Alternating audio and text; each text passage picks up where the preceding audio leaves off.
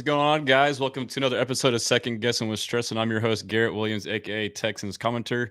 And today we are joined by a very special guest, Benjamin Allbright, a insider for the Denver Broncos. How you doing, Benjamin? I'm doing pretty well. How about yourself? I'm doing good. Like we talked about before, thank you for coming on and taking the time out of your day to talk with us and educate us Texans fans. But I've been a fan of yours, and I know you're also kind of like an NFL insider overall. Is that correct too?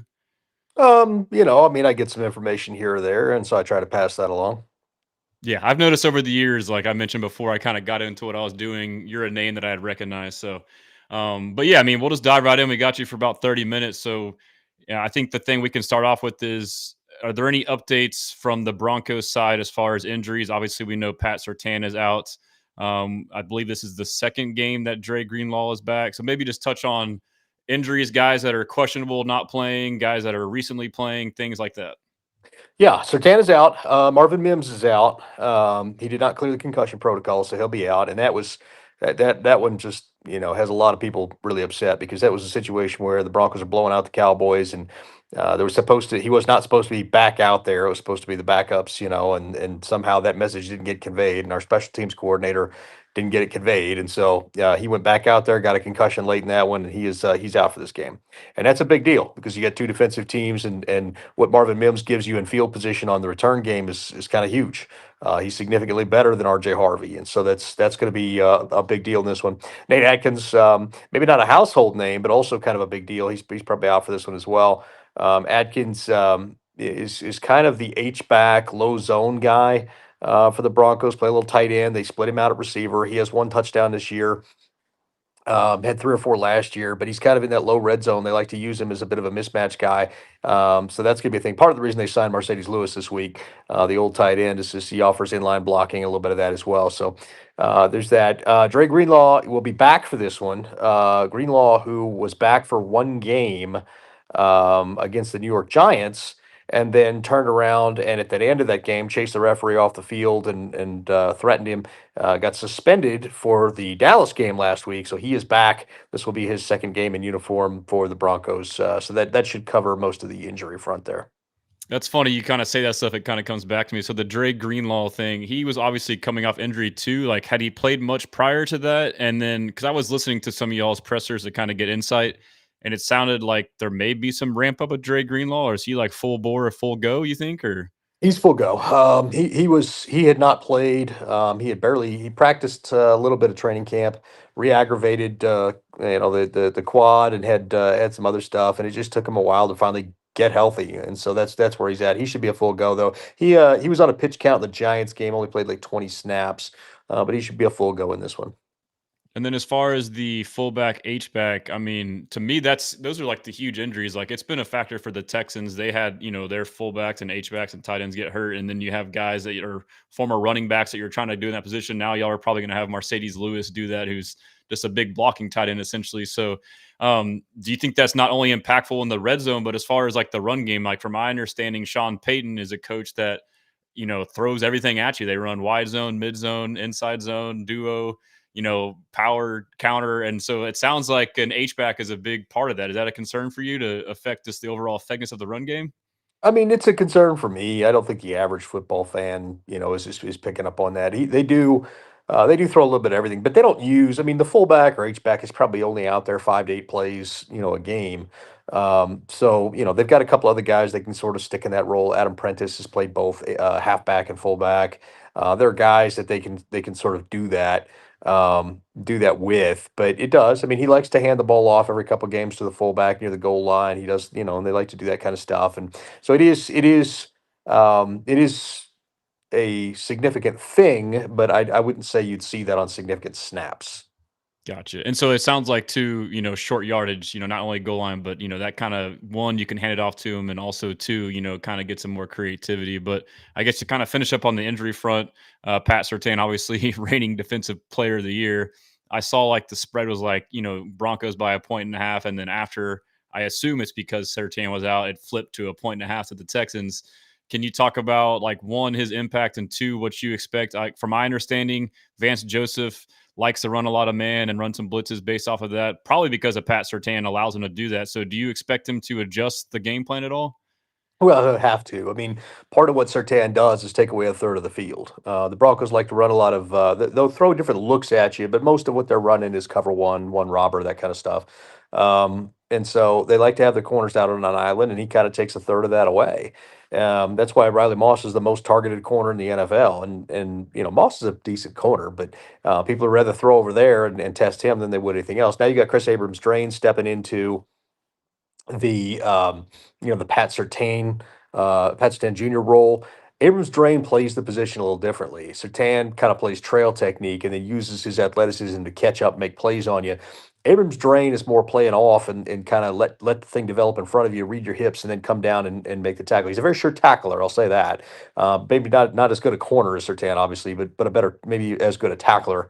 So that's going to be sort of interesting. Like, you bang the hitch against a Drain, you're probably going to have some success spamming that early because he'll play back a little and let the thing be completed in front of him. As far as the rest of it goes, I mean, I made a joke when we sort of saw the Sertan situation, and we knew sort of that night that he was going to be out, but it hadn't, the next day is when, they were doing all the tests. But the picture of the pec, we could sort of see it. I made a joke that the person that's everybody's disappointed except Riley Moss. He might be relieved because the ball will go the other direction finally. At a point this year, and so I think they're going to have to defend a little differently. A lot of times they would blitz from Sertan's side, knowing nobody's throwing over there, and then they would drop the edge rusher back into coverage on the opposite side and try to deflect that. You're not going to be able to do that in this particular case. I think they'll still stick to their core fundamentals of what they do. I don't think the overall game plan is going to change, but I do think there's some exotic stuff that they won't be able to do anymore simply because Sertan's not there. Yeah, and that makes a lot of sense. And I haven't gotten into it. Maybe just off the top of your head, if you have any insight on this, but has there been games under Vance Joseph in this defense where he hasn't been in? And if so, are there any kind of things that you've seen change? Well, we saw it last year. I mean, you saw there was a couple of games there where Sertan and Moss were hurt. Then missed some time last year, and sure enough, we saw teams be able to pass the ball. I think everybody remembers that Jameis Winston deliver me from pick sixes shootout. Last year. I think it was the Colts game last year. There were games last year, maybe a Raiders game. There were some games last year where they missed time in there with injuries or had ankle injuries, that kind of stuff. So we've seen it before. We've seen Abrams Drain in there before. He's gotten snaps, and it's not the same, but it's not like you're falling off the face of the planet just from losing Sertan. The scheme still is what it is. Yeah, and then I guess that also can be used for good too. Like this isn't the first time that y'all play without him, so there is experience in doing that. So, but like just to kind of finish up on the defense here, can you talk about the edge rushers and Allen? Obviously, not Allen's the interior, but Benito and Cooper, and also just the whole D line, the interior as well. Well, it starts with the interior. You got DJ Jones and Malcolm Roach who platoon at the nose, and then you've got Zach Allen and John Franklin Myers who will play those ends. From SFA, I went to SFA. I played football there. Axum Yeah, Jacks. okay. Yeah, Allen plays more of the closer to the center, whereas Franklin Myers play a little closer to the edge. It, Hmm. it just depends on what alignment they have, and Allen's more of a 3 to 5, and Franklin Myers more of a 4 out to about a 7. But in terms of what they do, like they would be classified defensive ends if you're playing Madden in a 34. And then you've got, Benito and Cooper on the edge. It starts up front with those guys up front because what they like to do is they want to force you to have to double team guys, right? They want you to force you to have to double team Allen and double team ideally either DJ or Franklin Myers, right? And so whichever one that's getting the one-on-one, there's going to be a bubble on the offensive line right there at that B gap. And so what they want to do is the edge rushers are going to come off the edge. They got the two double teams and a one-on-one on the inside, and they want to be able to shoot one of those linebackers down that B gap, whether that's Sternad, Singleton, or Greenlaw. And it'll probably be Singleton or Sternad because Greenlaw usually plays going away from the ball or plays more going away from the ball. And they'll try to shoot that a little bit, and that's how they try to generate pressure. They try to move you off your spot. They try to move the pocket. They're trying to move the quarterback, and one of those guys in that area is going to be able to clean that up. And so that's going to be the way that they want to defend that up front. And that'll be with like a Mike or a Will blitz. And are they pretty good at disguising that? Are there any delayed blitzes? Like, They'll I'm do a 1 second delay. I mean, they'll disguise it a little bit. Sometimes they like to do a lot of simulated pressure too, where they'll look like they're sending a bunch, and then they'll drop drop them back. Like they'll double up and sugar the A gaps. They stole that from, I think it was Zimmer used to do that. Now they're doing it out of a 30, out of a different front. But mhm. they'll double up, It's look a like they're 3-4 front, right? Because yeah. okay. And so That's what I was looking at. they'll sugar those A gaps even with the zero tech, over the nose, or having them in a one tech. They'll still sugar the A gaps there, but then they'll drop them both back sometimes, or they'll send one and not the other, or send one on a delay. They like to change it up and give you different looks, but in the end, like there's two ways to do football, right? You're doing the same thing out of a bunch of different looks, or you're doing a bunch Mhm. of different things out of the same look, right? Yeah. They like to do the same thing out of a bunch of different looks, and so that's really what it is. You'll get a bunch of looks, like you'll look up there and you're like, oh, they're showing me cover four, and then they'll it'll be rotating back to one robber. Like they don't, they try to show you different things and then give you the same thing. Yeah, and I feel like that's the better way to do it is keep it simple, stupid. And now you just have a core, and you can just have these different things off of it. And that's the same thing for offenses too. But I guess just to finish up on the defense, I mean, obviously, if you watched or heard about the Texans game, like Stroud was struggling against the blitz this year. The offense has been up and down, but this game to me was one of his best games of the year against the Niners. Obviously, they were depleted, but Robert Sala, it seemed like he was trying to make up for a lack of pass rush because of injuries, and he threw a lot at him. And to me, like the difference, at least between Seattle and this game, was CJ Stroud played one of his worst games against Seattle. I thought it was mostly his fault and not the O line for once. And then this game against the Niners, like he picked up on these blitzes. So, and obviously, too, they had injuries in the secondary. So you're winning those matchups easier. Do you project that that could translate against that defense? Like, how do you kind of project that? And then also, too, I guess y'all might blitz a little bit less. So it's, how do you foresee it shaking out on that end? Well, I mean, again, if that's me, you're throwing against Chris Abrams' drain. You're testing him on some short stuff, and you want to hit him on double move stuff later. And that's the thing about if you're playing man, you're going to be susceptible to double moves eventually. Riley Moss gets penalized a lot, but most of there's a lot of I mean, like, and I'm not trying to be homerish about this because but Riley Moss is, yeah, I see that Riley Moss, a penalty magnet. He's really not. Like that's the thing. He's just the most targeted corner in the NFL, and some of those penalties are not penalties. Now some of them are, but some of them are absolutely not. And so I would be very careful. Riley Moss is a good corner. He'll be the best corner the Broncos have out there, in that game, and so that's going to be fine. I think if you're the Houston Texans, like you want to kind of spam, like I said, spam that hitch, spam the slant early on Abrams' drain, and then you want to hit them on the sluggo or the stop and go. And on those plays, you want to kind of, I don't necessarily want to say max protect, but you want to have a back there to chip as well. And if you can do that, that'll buy you time to be able to complete those kind of routes. That's the general theory behind this defense. Is what they're going to do is, they're going to play to keep things in front of them, but at the same time, they're going to get to you, so there's no way you can complete you're not going to have time to get the long pass off. And so that's really the theory. I mean, you guys should be familiar with this. It's Wade Phillips's defense is what it is. It's at its core, it's Wade's defense. Wade was Vance Joseph's mentor. So it's that, it's the 43 under front with the end standing up. So it looks like a 34, and that kind of stuff. So I mean, you guys should know what it looks like. Now, last week, I was watching the tape on this, and I wondered how much of the success was some of the things you mentioned, and then D'Amico obviously having intimate familiarity with what Bob Saleh likes to run because he learned under him. And so I wonder if going to a completely different style of defense, because the Broncos they don't run a four-man front really. They don't run a lot of zone, and the Niners do. I think the question here is how Vance adjusts without Pat Surtain. Is there going to be more zone blitzing out of them, or is it just going to be stick to what they do? And so far, it looks like stick to what they do. So we'll see. Yeah, and it's a lot of questions like we had talked about, before, like to be answered on both sides. Like you said, y'all are, 6-2, correct? Not 5-2, 6-2.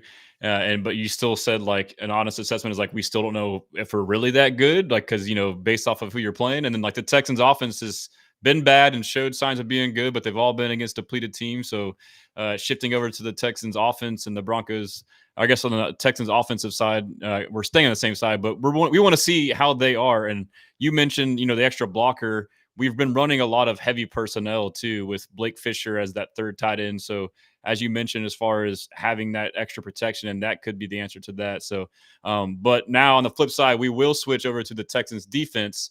against the Broncos offense. And so the Broncos offense is doing great and is doing good, but it sounded like you still want to see if they're for real. Is that correct? Yeah, I mean that's the giant question here. On the one hand, you scored 33 points in one quarter against the New York Giants. On the other hand, you scored 0 points in three quarters against the New York Giants. So that's sort of a problem. They had three in a row games where they needed fourth quarter comebacks to beat the Giants and the Jets. And then also the Eagles before that. That's a little bit more respectable. But those two New York teams are not good football teams, and playing up and down to the level of competition that you're up against has been sort of a problem for this team this year. And so that's kind of the thing. The offense, when Sean Payton gets out of his own way, the offense is kind of nice. But the problem is Sean Payton gets in his own way, gets too cute, too creative. And I say creative, I'm using that term. He wants to pad the stats with the passing totals and all that kind of stuff. Pass to set up more passing. We had that Giants game before that comeback, right? Broncos had 12 reps from inside the 5. You want to know how many of those were runs? One Wow. run. You had a run to get from the 5 to the 2. Then on second down, you threw a pass play to the left tackle who was in as tackle eligible. That didn't go anywhere. Followed that up with the same, and if you watch any Broncos tape on offense at all, you've seen this play a million times. The same boot to the right with a whip route that they try to run, and it was snuffed out. And then the same screen play, which is their other most common play. It's a wide receiver screen. It didn't go anywhere either. That's what happens. As Sean Payton gets down there, he wants to pad the total for the quarterback. Just give the ball to J.K. Dobbins. J.K. Dobbins is by far the best weapon on this offense. It is not even close, and he finds more ways to ignore him than I care to sit here and talk. We wouldn't have time to talk about it. So that's the thing. You see me every week. You see me tweeting some variant of "Let J.K. cook," and you see them not do it. And then when they finally do it, then they have the success. And so that's the thing. If you can bottle up the run, make them one dimensional, you'll figure out what they're trying to do pretty quick. And it's the same story on the other side of the ball. If you guys run the ball effectively against that defense early, you'll be effective later. Yeah, and like we hate to hear it, but I feel like all these matchups and all these conversations do come down to running the ball on both sides of the line of scrimmage. But that's interesting to hear about Sean Payton. Like, and that's just like an observation or feeling a lot of you guys have is like he's just trying to stat pad, like rather than just. I mean, y'all are Well, one of the best rushing teams in the league, one of the best O lines. You think you would just run the heck out of the ball, right? but it's situational. Like they'll run, they ran a ton when they were up against Dallas, so the numbers look better than they are. You start looking situationally, and there are some head scratchers in there. And I use that a bit hyperbolically or a bit loosely when I'm saying trying to pad the stats, but it Yeah, really feels that way because yeah, I'm like, yeah. what are we doing here? We had 12 snaps inside the one, and we ran it once, and it was successful. So it just gets frustrating watching him, trying to do that stuff and prove everybody, I was right about Bo Nix and all this kind of stuff. And, it gets frustrating. There has been some frustration. I'll be honest with you. If those fourth quarter comebacks hadn't come through, Sean Payton's seat might be a little dicey right now just because of things like that. He fired a special teams coordinator that was working to bring in his buddy, Darren Rizzi. It's been a disaster this year. The offense has not taken the leap outside of that Dallas game that everybody had hoped that it would take this year, despite adding in all the guys that he wanted and Pat Bryant and R.J. Harvey and all that stuff. And so that's sort of been the knock on that this year is that Sean Payton is off. He was brought in here to be this offensive guru, and it's the defense still carrying a football team. And so, how much of that do you think is, I thought when I heard sophomore slump and everyone was saying, caution on that with CJ Stroud, I thought it was crazy talk and the quarterback can't get figured out.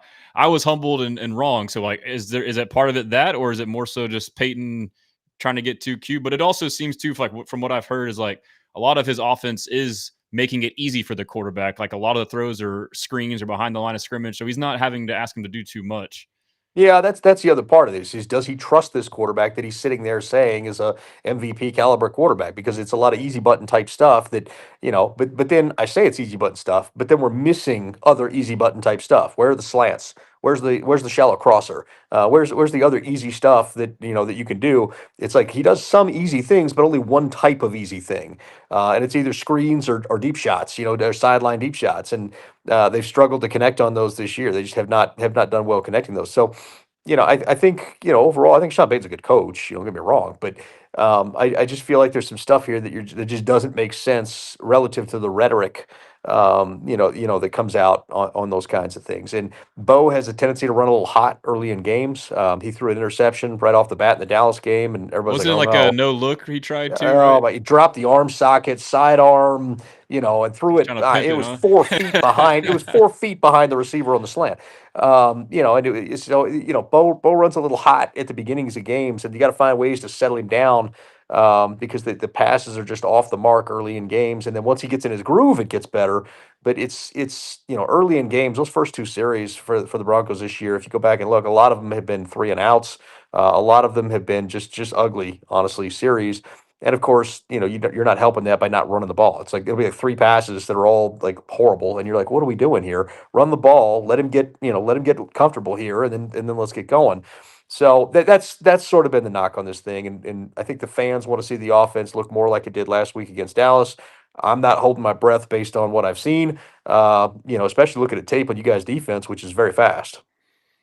Yeah, it's very fast, very aggressive, and they've done a great job of drafting guys that fit their scheme very well. I mean, Derek Stingley, obviously, I would say Pat Surtain is better than him, especially this year so far. He's kind of having an off year, had an oblique injury early in the year, and I feel like it's lingering a little bit, but he's still very good. He may not be playing at an all pro level right now, but on the other side, Kamari Lassiter is a cornerback that doesn't get talked about enough. I mean, he's up there, man. So I mean, we got two lockdown corners.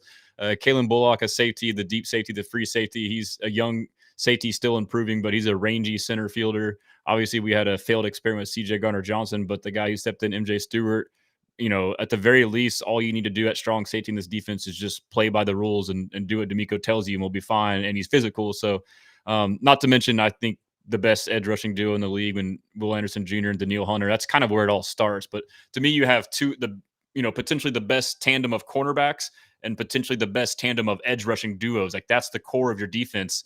Everything else just kind of flows off of that. So it will be impressive to see. But can you kind of speak on too, like with Sean Payton, like what I'm getting from listening to D'Amico and Matt Burke, the defensive coordinator, and then listening to y'all's side talk about Sean Payton. All this talk is about how he runs a whole bunch of different stuff. So, and like a lot of it is like screens and stuff like that. So, do you think he'll be able to win some creatively by game planning and scheming? Well, I mean, that's the question. What I'll tell you about your defense is, even though they are fast, it's going to be difficult. I would not be surprised if you're frustrated with them not getting home just because Bo gets rid of the ball so quick. The Giants had a really, really good game plan, and that was more of a mush rush and then shooting your hands up and knocking it down. And you go back and Mm-hmm. watch the tape on that, how many passes batted down at the line they had because Bo does drop that arm socket. So that was the way to kind of get him, manufacture, maybe not sacks, but sort of, busted plays like that. But Bo just doesn't take sacks. He gets rid of it so quick that he just doesn't take sacks. In fact, Mm-hmm. he leads the NFL in sack percentage, percentage of dropbacks without a sack. I think he's like 2.5%. I think the next closest is like That's a very 4%. underrated Yeah. characteristic for a quarterback. Right, just does not take those kinds of plays. So that's the one thing he's gonna go for. As far as Sean goes, I mean, Sean's gonna run what Sean's gonna run. It's been the same offense for a decade and a half. It's not like it's changed. It's the same offense. They take some stuff out, they put some stuff in. The biggest problem I think the Broncos have is this constant shuffling of personnel. Like he is shuffling four guys in, three guys in every play and out, and it's tough for guys to get in a rhythm. You have a carrier rip off a 7 yard run, then you're off the field for 4 plays, and then you're back. And it's rough. Like guys complain about that. It's been a problem. Wow. Sean Payton is very he does not want to be predictable. Like he's so obsessed with not being predictable that he becomes predictably unpredictable, right? And so that's sort of the thing. Is like you start to see these different groupings coming, and I'm like, man, they don't use up tempo enough. When they do, Bo really lights it up, but they don't use it often enough. And there are little things I think they could do to improve stuff, as they go along. That Sean's kind of sort of set in his ways, and that's not to say Sean Payton's not an intelligent football guy. Obviously, he is. But there are just little things that you look at this and you're like, you've got verbose play calls and you're shuffling people in and out. That means you're getting to the line with not enough time. And we saw it. We saw it when Russ was here. We saw it with Bo here. They get a lot of pre-snap, penalty, delay game, that kind of stuff, or because they just And then you can't read the it's defense too. There's no time to do that. right. It's a labor intensive process. And so that's the thing. And then they're highly successful late in the game when they abandon the Sean Payton stuff, go up tempo, and it works. We saw that with Russ. We saw it with Bo. And so that's sort of been the thing. And that's been a complaint around here. But as long as they're winning games, he's got no incentive to change that. That's crazy, man. You sound like me and Texans fans, like Kaylee, first time play caller and he's, improving. But I mean, I guess it's like a league wide thing, but it feels like too many of these play callers, like you said, change personnel too much. They overthink stuff. The play calls are too long. You get to the line of scrimmage with 5, 6, 8 seconds, and now you ask them to do all this stuff and do these shifts and motions. Like sometimes, like keep it simple, stupid is the best thing. And like for you guys, And like if your run game works, just run the same run play over and over yeah, until they stop it. I'm of that school of thinking too. I watched God, a few years ago when the Broncos were really bad. I remember watching the Raiders run the same run play 21 of 22 plays in a row. And I mean they couldn't, and I'm like, that's football, baby. Like just do it until they stop it. And if they can't stop it, there's no rule that says you can't run the same play 40 times. Like just Yeah. run what's working. And if things are working, then do those things. And so that's, if you want to throw something out there to put on tape so somebody else has to see it for down the road, okay. But not every play has to be like some sort of like this one play was this, and now we're completely scrapping on. Now this play is this, and it just there's a lot. There's times where you're like the flow here is not exactly like watching, for instance, an Andy Reid offense or something like that, where it just feels like it flows naturally. Well, and like the more you do that, the more chance you risk of players messing up. So like if they don't execute it how it's supposed to be, then it defeats the whole purpose. But whereas Right. if you do keep it simple and they perfect it, then you at least give yourself a chance to be successful. So Right, um and we saw that before. We saw it when Sean was in New Orleans, right? The offense would be humming, and then out of nowhere, he'd put Taysom Hill in there and put and activate the emergency brake on the Ferrari. So yeah, that's interesting to hear. It seems like you're an honest analyst and insider, so it's cool to get like that assessment. I admittedly can be overly optimistic and positive, but I'm kind of like getting more towards the middle over the years. After some painful lessons, but it's cool to hear your perspective on that. I guess another question. We got a little bit more time here, but just Bo Nix in the run game. Has there been design runs? Can you talk about that? Scrambling. How has that been? Is that a big key for you guys? yeah, he will run on occasion. You'll probably see 5 runs to 6 runs per game out of him. Some will be designed, some will be him just bailing and going and taking what the defense gives him. And he's at his best when he's creating like that, but they limit it. They don't do a lot of that. We did see I think everybody saw the QB crack toss. That they ran. There was a designed quarterback run against the Giants. He is way more athletic than you would think by looking at him. He's faster than he looks.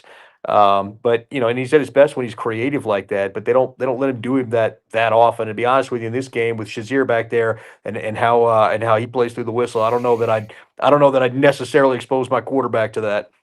And I don't want that either as a Texans fan because I get tired of defending him. Like I feel like he is overly criticized, but it becomes taxing with fans. Well, Like he's not perfect. This isn't, I mean, he's a thank you. dog, man. He's a dog, Yeah, and you need some of those guys. Broncos have had those for years. Talib was that guy where people would say, "Oh, he's dirty." He's not dirty, man. He's just a dog. He's out there. thank You you. want you're willing to take a flag on that every He once in a plays while, through the whistle, and right? sometimes when you have quarterbacks like Trevor Lawrence in the gray area, not Yeah. sliding late, trying to get the first down, like or Caleb Williams, like get out of bounds or don't, you kind of slow down, like it's a legal hit. So um, that's nice to hear, respect on your end from that. So Yeah. sorry, I dropped my phone. It kind of distracted me there. Oh, I thought you were banging the drum there, like man. I thought you had a drum. You were just banging. Yeah, I finally got someone to support me and Aziz, but yeah, so talking through all this, I kind of have this same mindset for most games just because of the way the Texans are built. The strength of the team is their defense, defensive minded head coach. Really, all they need to do is just have their offense not get in the way of the defense, honestly. Just don't do negative plays, sacks, turnovers, and you'll have a chance to win. But do you kind of sense for this game that it's going to be like that kind of game on both sides? Both offenses super conservative and not lose the game, and both teams leaning on their defense, like a low knockout, drag out type of game? Somewhat, and it'll be interesting to see how much they rely on it without Sertan. Sean will take his shots. He'll take a few. There'll be plays where he'll take some shots, and usually it's in third or fourth and short, where he'll try to take that shot and take a deep shot, that kind of stuff. And sometimes, which is sometimes maddening for me because I'm sitting there, watching it. I'm like, just get the first down, man. Just get the first down, and do this on second down. But he likes Yep. to do that kind of stuff on third down. Most of the stuff you're going to see early will be conservative stuff for the offense, and then you'll see them open it up late. My biggest concern, my biggest red flag, red dot, circle it, whatever for this game is special teams because again, the Broncos are without Marvin Mims. who is one of the best returners in the game. RJ Harvey is not nearly as good. And then Jeremy Crawshaw, the punter, like he is hit or miss. He's had some great games, and then he has some just wow, what's going on here type games. And so the field position thing could wind up changing the dynamic of this game. It's an early game for the Broncos. They're used to playing in that 205, 225 spot. Now they're playing at 11 our time, and so, it's an early game on the road against a good defense, and your special teams component has been weird this year, especially with the coaching change and everything else. So I'm a little concerned about that aspect. Man, that's great that you bring that up. I know we all kind of hyper focus on offense and defense, but in close games, any play can change the game, especially special teams plays. So I'm glad you highlighted that. But Ben, we'll end it here. I'll kind of say my goodbyes after. But before we go, is there anything else you wanted to say? And I guess I forgot to mention, obviously, your Twitter handle if you want to shout that out, or maybe if you want to highlight like any articles or radio, if you have any shows coming up, if anybody wants to check you out before the game or anything like that. Unfollow me at Allbright NFL. It's a dumpster fire. I wouldn't follow me. And you guys can hear us on KOA. In fact, our show's heard in something like 32 states and 13 countries or something. So we're super excited about that. You can always stream it too. But I mean, the terrestrial AM signal goes everywhere. So we enjoy having fans of all kinds of people out there on the program, and I always enjoy getting feedback from everybody. So if you got positive feedback, hit me up on Twitter. If not, I'd prefer not to see it. Hey, I hear you on that. So I'll try and tap into one of your shows here before the game on YouTube or something, or maybe even post game and chop it up with you. But I really appreciate your time. Thank you guys for tuning in. Again, I'll say goodbye and once I end it out here. But